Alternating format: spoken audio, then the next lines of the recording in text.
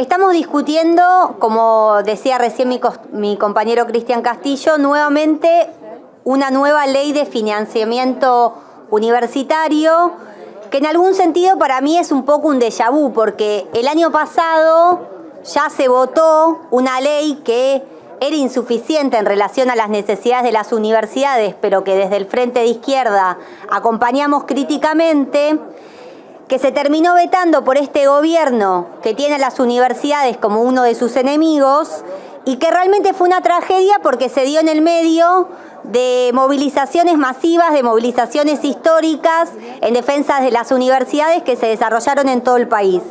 Entonces, para nosotras y para nosotros, la primera conclusión, pensando en la nueva discusión que se va a dar en este Congreso sobre una nueva ley de financiamiento universitario, es que muchos de quienes hoy apoyan y presentan una nueva ley, los rectores, peronistas, radicales, las federaciones de los sindicatos, docentes y no docentes, federaciones estudiantiles, el año pasado, cuando fue el veto, lamentablemente, no fueron a fondo en la pelea por tirar abajo este veto y no convocaron lo que veníamos insistiendo junto a miles de estudiantes que en todo el país tomaban las más de 100 facultades desde Tierra del Fuego Jujuy, que teníamos que torcer el veto del gobierno ultraderechista con la unidad entre docentes, no docentes y estudiantes. En ese punto, el ataque histórico que estamos viviendo en las universidades, estamos incluso peor que el año pasado. Y el peligro se acrecienta de que no tengamos posibilidades de seguir funcionando. En primer lugar, porque tenemos el presupuesto más bajo de los últimos 20 años. Docentes y no docentes, yo en mi caso soy docente de la Universidad de Buenos Aires, fui 8 años docente ad honorem. Sé muy bien lo que significa estar en el aula y lo que significa en este momento pelear en unidad junto con nuestros estudiantes en defensa de la universidad pública.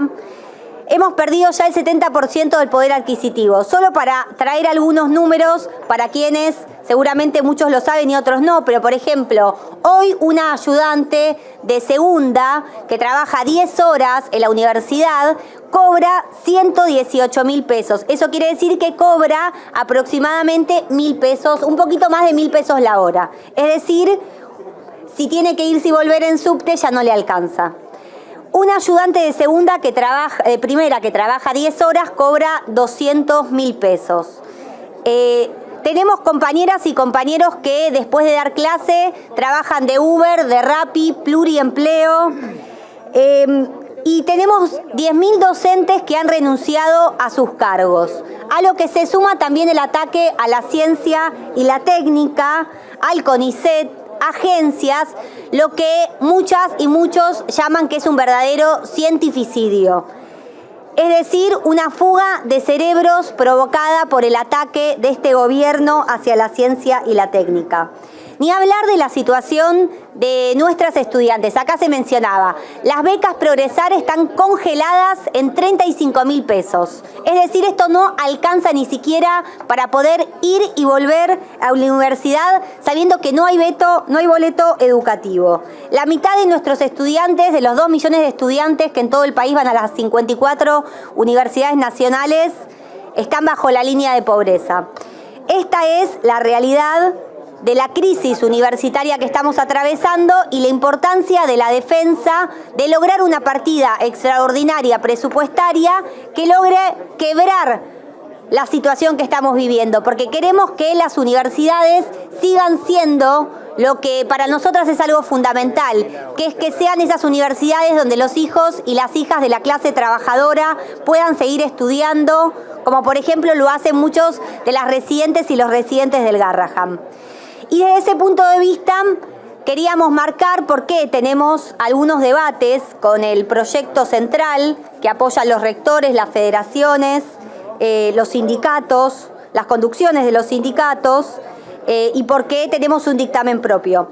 En primer lugar, en relación al presupuesto universitario, plantea un aumento para el año 2031 representando el 1,5% del PBI. Y que habría que hacer una reasignación de partidas. Para nosotras y para nosotros, como venimos ya denunciando, plata hay. solo si se dejara de pagar los 4.300 millones de dólares que se van a ir en deuda externa en este vencimiento, estaría representando el 0,7% del PBI. Es decir, esa plata, ponerse al servicio de lo que necesitamos, que es el aumento de salarios de docentes y no docentes. También tenemos algunos debates sobre la idea de que existen carreras estratégicas que deberían tener más financiamiento que otras, o que podría haber un financiamiento que tenga que ver con matrículas. Y sobre todo, lo más importante es que el principal punto es que, como ya lo planteamos con el Garrahan, no hay ninguna ley de emergencia, ya sea del Garrahan o de emergencia universitaria, que podamos confiar en que salga de este Congreso y que el gobierno no la vaya a vetar. Por ende, uno de los principales reclamos que tenemos que seguir haciendo al Frente Gremial es que convoque la tercera marcha federal universitaria.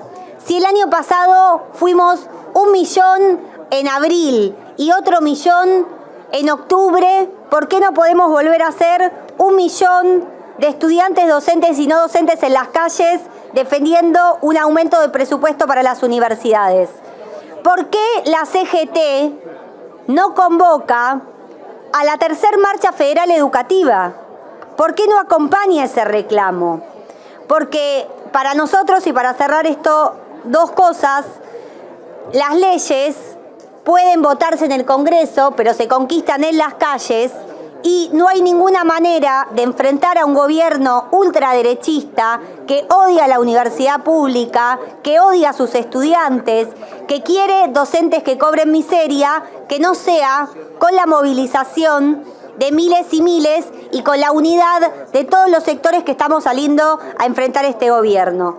Por último, necesitamos plata para educación, para las universidades y no para el FMI, para seguir defendiendo un proyecto de universidad gratuita, laica, científica de calidad y con perspectiva de género.